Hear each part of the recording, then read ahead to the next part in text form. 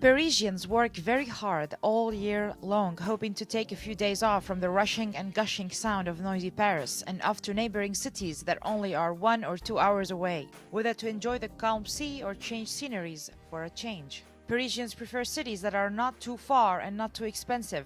There, and when it comes to other parts of France, French people prefer the countryside or traveling to other European neighboring countries or cities like Barcelona or Venice.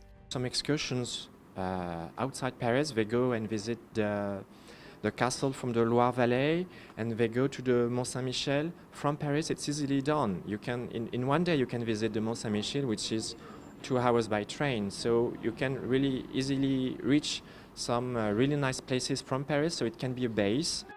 In 2017, 82.6 million international visitors and tourists visited mainland France and nearly 400,000 explored France's overseas territories. The number of tourists from outside of Europe rose 3.8% in 2017 from 17.5 to 18.1 million people. France's growth rate is that people are trying to spin this as some sort of a positive, that that the previous 9 years didn't really matter. However, the French economy is going to contract in 2019. So these quote-unquote good times, which are really rather mediocre, they're not even going to last more than 1 year.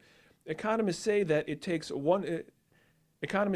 a growth rate of 1.5% is needed to start creating jobs. And France last year was just under 2%.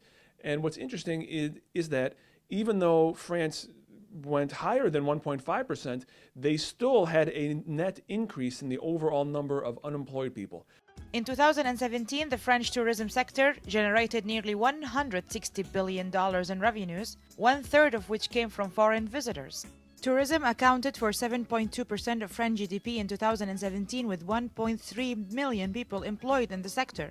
France is ranked 5th in the world for tourism recipients.